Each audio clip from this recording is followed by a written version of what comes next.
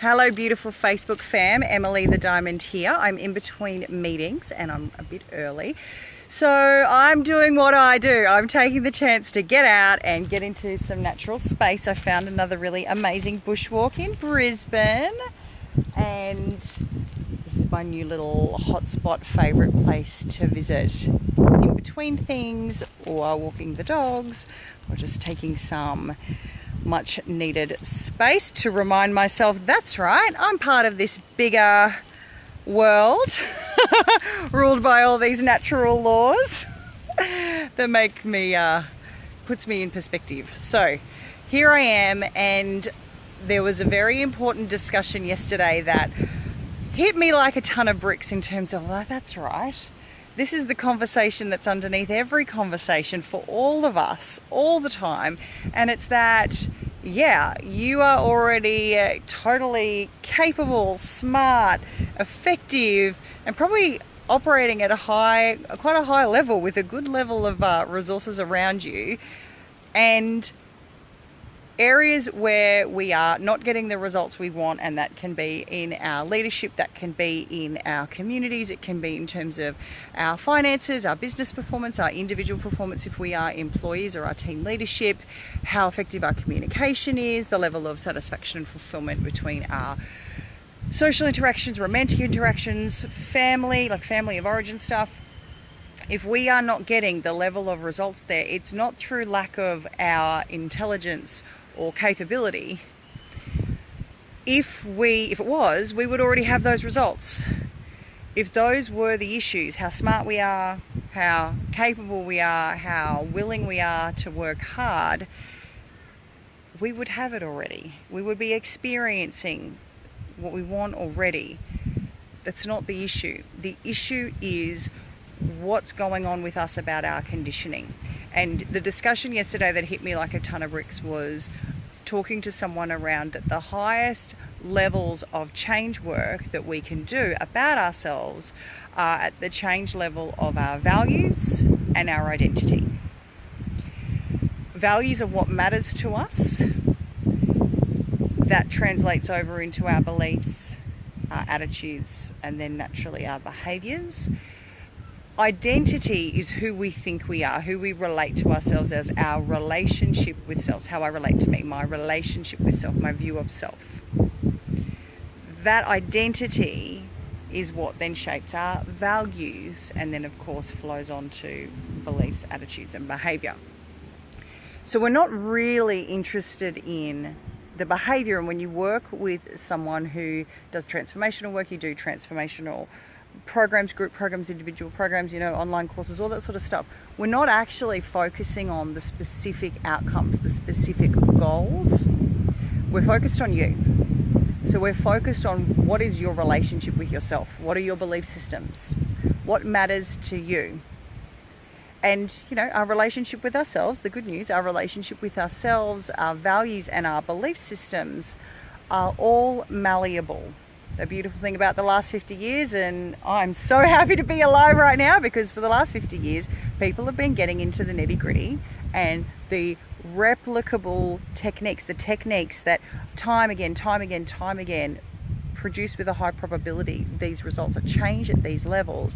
That's the time we are alive in, and I feel like it's a gift that I got to get exposed to those things early on in my professional life, and made a big difference, of course, to my personal life and the way I live my life. But it's also the work that I've chosen to dedicate my work to and my businesses to. So these techniques and this ability to interact with, shape, redesign our relationship with ourselves, our value systems and the values conflicts that we have, which is the most common block to new results, is what we call values conflicts, and limiting belief systems.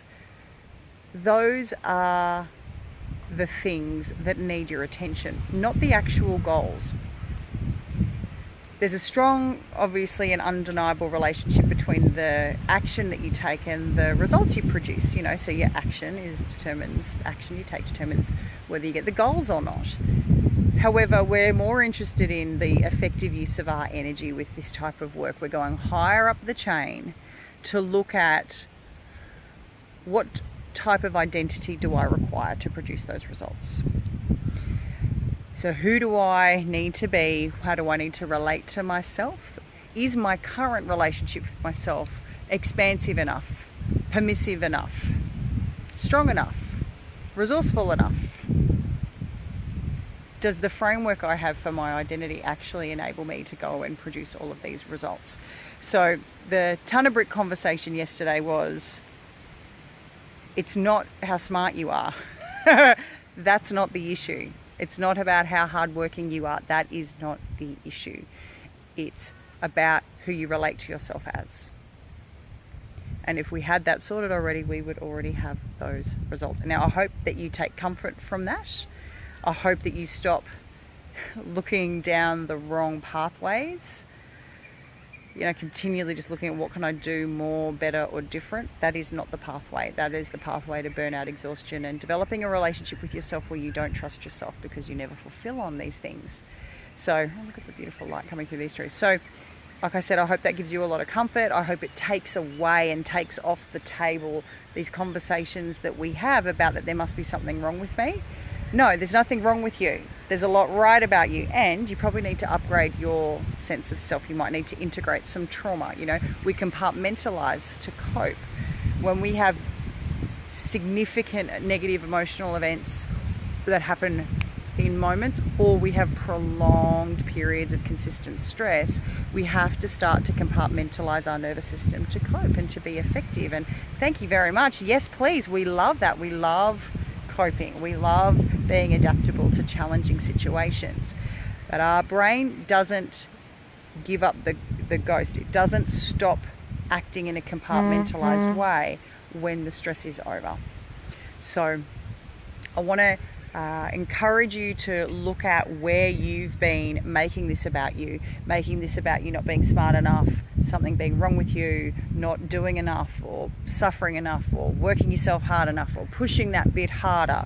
Okay, I want to encourage you to put that aside and look at, okay, if it's not about those things, what is it about? And start to really dig into, well, actually, it's about my relationship with me. Now, for people who start their inquiry with a transformational coach, leadership coach, business coach, whatever you want to call people like me, when they start the inquiry with already a level of awareness of that, it speeds up the process massively. And I've had the good fortune this year of starting the year with people bringing a really high level of awareness, and thank you to everybody doing that, and thank you for doing the genuine thinking that takes, and putting temporarily aside the insecurities and the temptation to be insecure or to essentially hate on yourself or minimize yourself or be dismissive of yourself, that it takes to be able to then look plainly with awareness. So thank you to the people who've done that, and I encourage that and applaud that, and that's what I obviously would be encouraging for everybody. And I have to work on that myself too. That's all humans, every day, all day, 24/7. That's our condition.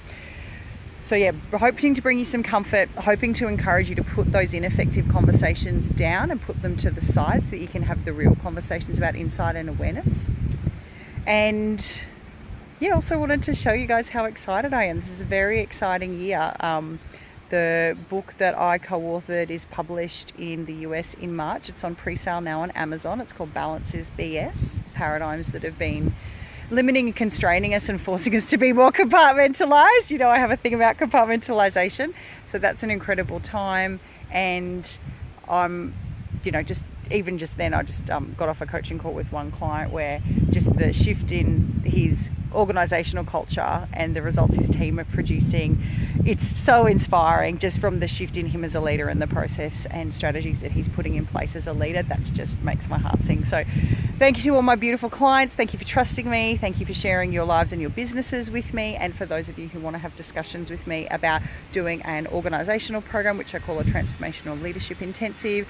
And for those of you who want to do about just working with you, working on you as an individual, that personal leadership work, feel free to PM me or go onto my bookings page on my website, emilydiamond.com.au/bookings, because you can pop in a time with me for us to chat, just to get to know each other and see if there's something there, see if there's a